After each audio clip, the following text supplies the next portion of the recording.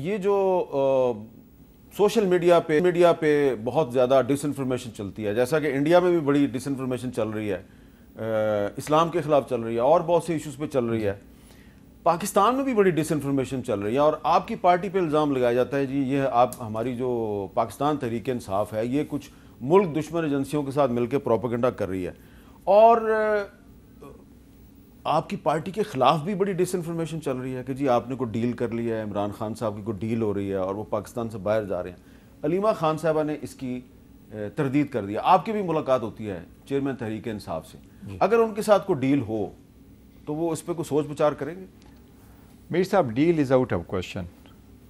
वो डील ये करना कि कोई आप डील कर ले, इस टर्म्स कंडीशन पे बाहर आ जाएंगे, और यही तो हमारा सारा बयान ही है और यही तो हम कह रहे हैं कि मियाँ साहब में और इमरान खान साहब में फ़र्क ही इसलिए है कि इनका ख्याल है कि इनको रख लो, जेल में रख लो, एक के बाद दूसरे केस में अरेस्ट करो, शायद वन पॉइंट पे इनकी भी फ्लैटस डाउन हो जाए तो ये बाहर जाने की करे। उन्होंने बारहा ये कहा है कि न डील हो रही है, न ये ऐसी बात है, और न ये कोई ऑप्शंस है। तो इस एब्सोल्युटली आउट, ये डिसइंफॉर्मेशन है जिसकी क्लैरिफिकेशन हुई है, पहले भी हुई थी और आज भी हुई है। तारिक फजल चौधरी साहब, ये बात तो आपकी पार्टी के बहुत से रहनुमा जो हैं वो बड़े ही एतमाद से कहते हैं जी कि वो इमरान खान के साथ डील की कोशिश की जा रही है और बुशरा बीबी जो हैं वो पैगाम रसानी कर रही हैं, तो आज तो तरदीद हो गई है इस सारे मामले की।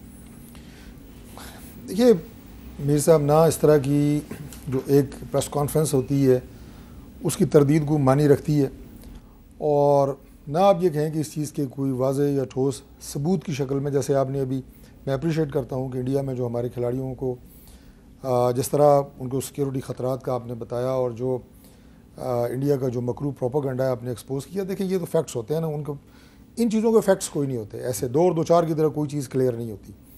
लेकिन with all due respect for Gaur साहब, इमरान खान साहब की जो तर्ज़ सियासत है और आदाब सियासत है वो मियां नवाज शरीफ साहब से ना मिलाए जाएँ, क्योंकि वो कुछ और हैं और नवाज शरीफ की सियासत के असलूब भी कोई और है। ये कंपैरिजन बनता नहीं है। बाकी इमरान खान साहब, हम बिल्कुल इस बात के हामी हैं कि जो उन पे जो मुकदमात हैं 9 मई के हैं या दीगर जो मुकदमात हैं उनका फ़ैसला मेरिट पे होना चाहिए। चंद साहब ने कहा अदल पे होना चाहिए, और अगर अदल होगा, इंसाफ होगा, वो पूरी कौम को नज़र आएगा और हम उसके हक़ में हैं। हम नहीं चाहते कि उससे ज़्यादा कोई परसिक्यूशन उनकी हो।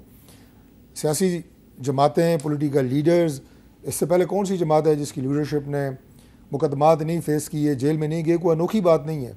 लेकिन जो उन्होंने हमारे दौर में हमारे साथ किया और जितने हमारे लोगों पे झूठे और जाली मुकदमात हुए और अनस नावला जैसे शख्स को पहले मैंने कहा कि हीरोइन जैसे मुकदमों में अंदर डाला गया, ऐसा कोई ना उनके साथ बर्ताव हुआ है। और अगली अगर हमारी गवर्नमेंट आती है तो मैं आपको पहले कह चुका हूँ कि हम तो सियासत पर यकीन ही नहीं रखते। आप भी काफ़ी जानते हैं इमरान खान साहब को, तो आप अभी कह रहे थे जब आप उनको को मशवरा दिया करते थे वो आपकी बात उन्होंने नहीं सुनी, को डील वील कर लेंगे वो? देखिए जी, डील इससे पहले भी हुई, जब मियाँ साहब बाहर गए थे तो दोनों पार्टियों ने डील की थी। वो मेरा सवाल खान साहब के बारे में नहीं, मैं डील की बात, मैं डील की डेफिनेशन कर लूँ।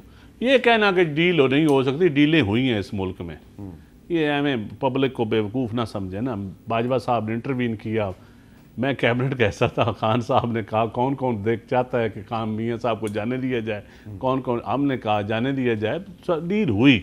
फिर बाजवा साहब को एक्सटेंशन हुई, सारी पार्टियों ने बैठ के एक्सटेंशन दी। ये गौर साहब ये झंडा इतना ज़्यादा ना उठाएं डील वाला, एक बात। लेकिन मैं समझता हूँ कि डील, ये कहना कई मौके पे मुल्क के लिए भी डील करनी पड़ती है। अब ये कहना कि अपनी ज़ात के लिए को करे, नहीं, मुल्क, हमने इस मुल्क को निकालना है मुश्किल से।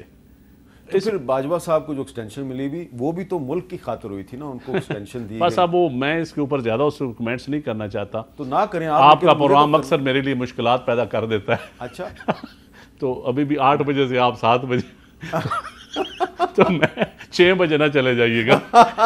अच्छा, तो मैं इतना ही कहना चाहता हूँ कि बात सुने, इस मुल्क में अगर आपने फ्री एंड फेयर इलेक्शन करवाने हैं, आपने इस मुल्क में पार्लिमानी निज़ाम चलाना है, आपने छोटे सूबों को साथ लेके चलना है, आप सिर्फ इलेक्शन तब भी फ्री एंड फेयर होंगे पॉलिटिकल जमातें 1 पॉइंट एजेंडे पे एग्री होंगी, लेवल प्लेइंग फील्ड पे, जो बिलावल साहब ने कहा है। लेवल प्लेइंग फील्ड के अलावा अदल के अलावा कोई चारा नहीं। हमने बड़े बड़े वो MQM कहती है कि हमें भी लेवल प्लेइंग देनी चाहिए, MQM को भी देनी चाहिए, फंक्शनल को भी देनी चाहिए, GDA को भी देनी चाहिए। तो ये जो सिंध में पीपल्स पार्टी के खिलाफ एक बहुत बड़ा इत्तेहाद बन गया है, तो बनना चाहिए। इत्तेहाद उनका हक है, आपको पॉलिटिकल इससे हक कोई प्रॉब्लम नहीं है? कोई प्रॉब्लम नहीं है। इत्तेहाद पे इससे पहले इस्लामी जमहूरी इत्तेहाद बनाए पीपल पार्टी के खिलाफ, इससे पहले 9 सितारे इकट्ठे हुए, इस बड़े बड़े निज़ाम मुस्तफ़ा की तरीके चली पीपल पार्टी के खिलाफ, बड़े बड़े RTS आए, बड़े बड़े रांझा डॉक्ट्राइन आई आपको 2013 में, इस बड़े बड़े देखे ना 35 पंचर आए। पीपल पार्टी तो हर दौर में विक्टिम का हिस्सा रही है। अब पता नहीं रांझा इतने ज्यादा हैं, आप पता नहीं किस अब मैं वो रांझा साहब जिनका जिक्र इमरान खान ने किया था, पता नहीं, मैं मोहसिन रांझा समझ लें, हल्का नहीं मोहसिन रांझा हल्का एक ही है, शरीफ आदमी, वो मोहसिन से पूछ लें सारी डिटेल। तो वो तो रिटायर हो गया, नाम ले लेना उनका। नहीं ये रिटायर नहीं हुए, वो इंस्पेक्शन कमीशन के चेयरमैन है, नवाजा गया है। किसने नवाजा है? नून लीग ने नवाजा है। अच्छा आप कुछ कहना चाह रहे हैं? मैं सिर्फ इतना कहना चाह रहा लेवल प्लेइंग फील्ड की बात कर रहा हूं। पॉलिटिक्स में डायलॉग और ये तो होता ही रहता है, इलेक्शन के लिए 1 पॉइंट एजेंडे पे एग्री होना ये बिल्कुल ठीक है। लेकिन आज की जो हमारी एक नोटिफिकेशन हुई है जिसमें खान साहब ने स्पेशल इंस्ट्रक्शन पे मैं और शेब शाहीन साहब नॉमिनेट हुए हैं as a spokesperson for Khan साहब, मैं उसके तर्जुमान की हैसियत से कह रहा हूँ, न कोई डील थी, न है, न होगी, और मैं उसकी सख्ती से तरदीद करता हूँ। न थी, न है, न होगी, न होगी, न थी, न है, न होगी, नहीं हो, न थी, न है, न होगी। जो होगी इन्होंने पता भी नहीं लगना।